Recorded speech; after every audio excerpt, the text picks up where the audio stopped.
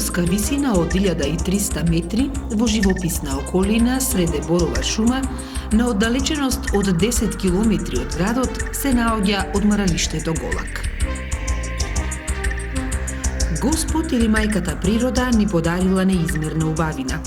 Планина над која се сечат морската и континенталната клима, синоним за добро здравје. Во неа богат планински амбиент, зеленила, чистота и спокој. И среде неа одморалиштето, кое и ден денес немо стои и спомени крие.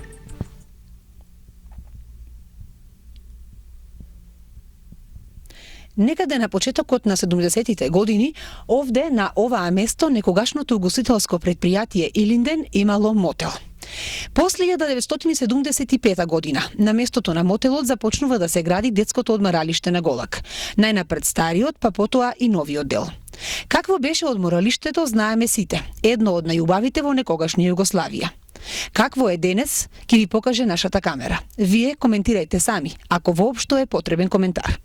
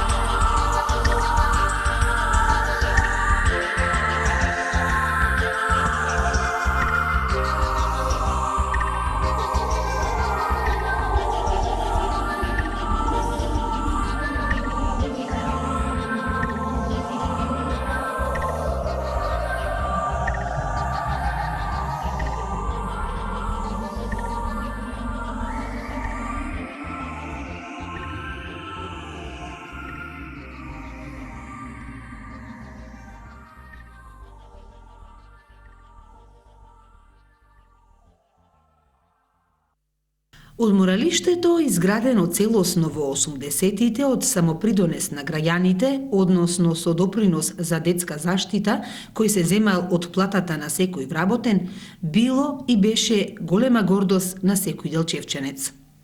Тоа што одморалиштето е градено со, би рекле, наши пари, и тоа што во него секој од нас поминал барем неколку прекрасни часа, најмногу не боли сега, кога истото е препуштено само на себе.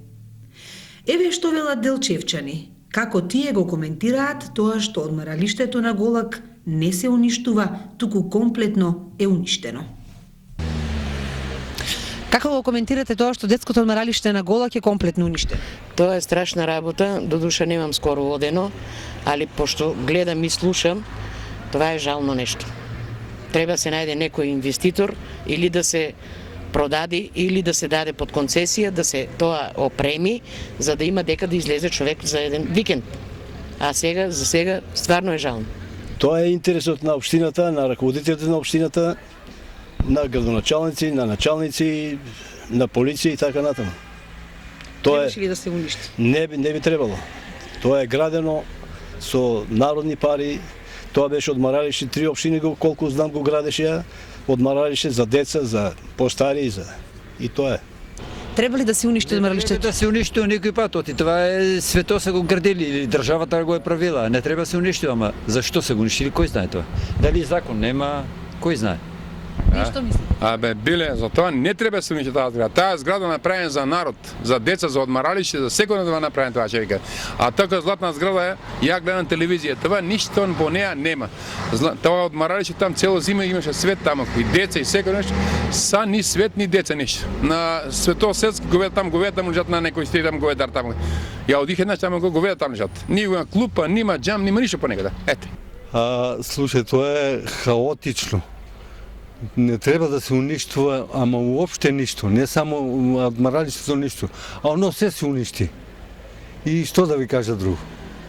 Тоа е нечија одговорност, значи кој треба да поеде сметка за тоа што се парите таму ставени од сите обврзници, од граѓанството, од населението, и треба некои институции, дали државни, дали општински, да могло е да се најде обезбедување да го општува. Јас во една прилика бев таму, значи тоа е жалостно и што го гледаш таму.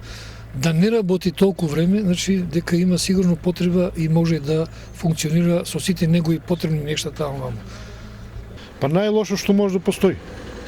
Тоа е општествена имовина за граѓаните од општината, да се уништи начисто ова. Јас бев во една прилика и видех колку е уништено. Тоа е превише. И како да не се најде соодветна личност или општината или било кој, па без разлика дали е нивна или не, треба да преземат мерка за тоа да се уништи. Па после кога ќе го дадат, не нека си наплатат тоа што работат. Од изградбата до 1989 година е златниот период за одморалиштето на Голак, кога се било како што треба. До 1989 година, во рамките на СФРЈ, е под ингеренција на СИС за детска заштита, а до 1990 година е под републичкиот СИС за општествена заштита на децата.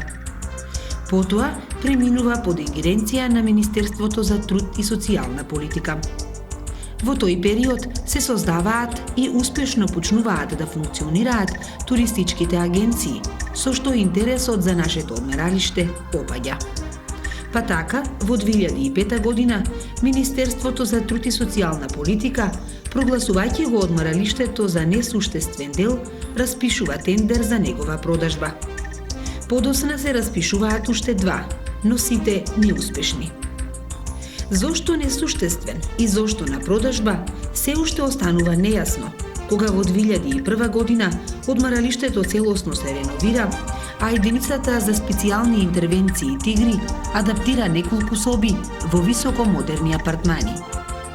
И потоа се тргнува низводно. И се оди во пропаст, а никој не сака, не смее или не може да каже стоп. Детското одморалиште на Голак беше со капацитет од 200 легла.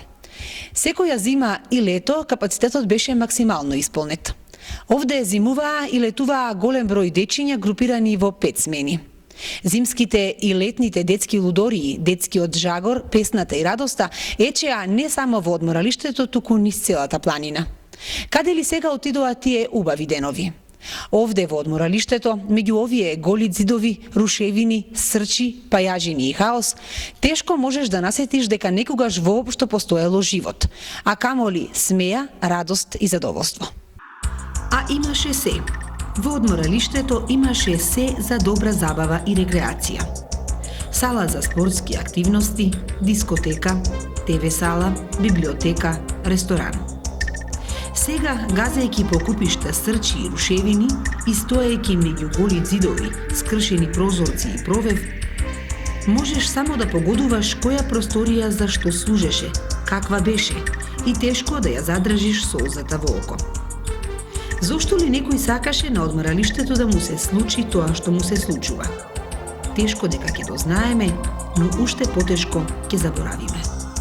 Во потрага по вистината за уништувањето на одморалиштето, чукнавме на многу врати.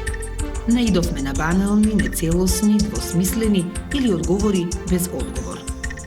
А ниту еден од надлежните институции не сакаше преку нашата камера да ги погледне во очи граѓаните на Делчево и да им каже зошто се уништи нашето одморалиште.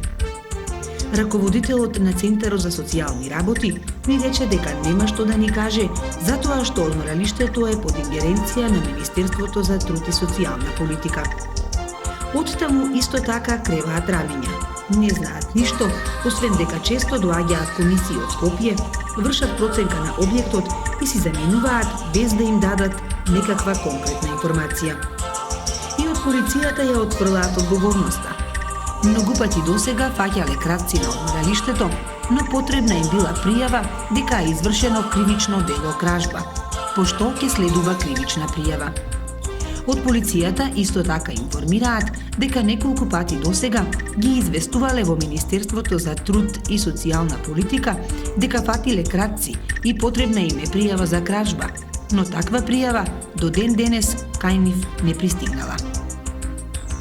Во потрага по собственоста на одморалиштето на Голак, отидовме до катастерот, откаде што ни информираа дека новата зграда, односно земјиштето под новата зграда, со површина од 1736 метри квадратни по имотен лист е на Министерството за труд и социјална политика, а старата зграда со 369 метри квадратни се води во имотниот лист на Република Македонија и земјиштето и дворното место.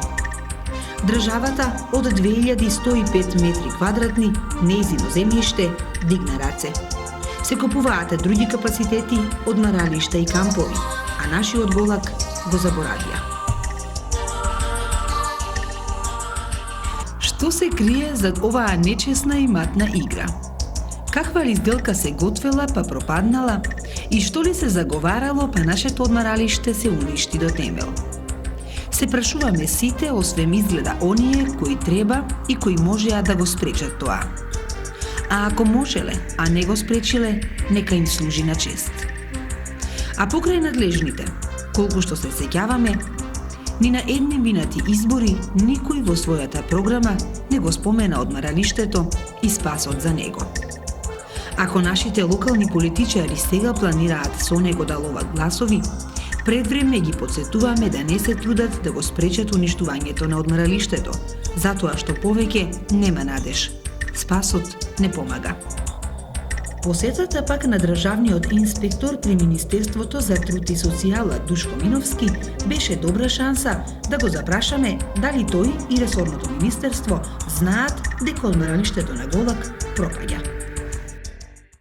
Дали сте запознаени дека детското одморалиште на Голак е сосема уништено? Да, континуирано добиваме информации како од нашите колеги од Центарот за социјална работа, така и од органите на МВР на полицијата. Свој проблем, значи, за жал, не само детското одморалиште на Голак, кој што евидентно е најоштетено, тука и останатите 7, значи вкупно 8 седомски одморалишта, сите се во исклучително лоша состојба.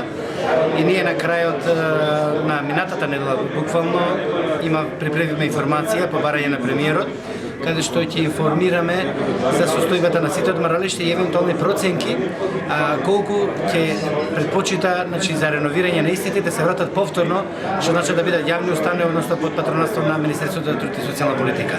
Односно да продолжиме дејноста за згрижување на дечиња, за одмор, рекреација и така натаму, веќе навистина не смееме да оставиме дејноста, особено детската заштита, мада ќе изискува големи финансиски трошоци, меѓутоа навистина изворена идеја на премиерот да конечно ставиме крај на ова голгота во врска со одмаралиштето. Тркалезно па на ќош би рекле. Колку и да го бараме виновникот од сите, одговорот е дека одмаралиштето е ничие. А ако нешто е ничие, тогаш е сечие. Па така, дел по дел, се разграба целото одмаралиште, а никој без совест на душата не сноси вина за тоа. Тажно, болно, празно. Токму такво е сега одмаралиштето. Гледајќи го, чиниш од тага и осаменост, нема сила да викне, да заплаче, нема кому да се истажи кога ние, неговите најблиски, дигнавме раце од него и во него. Еден ден, сите ние и оние кои најмалку сакавме одмаралиштето да се уништи, ќе сватиме дека лошо е кога нешто немаш, а уште полошо е кога имаш па немаш.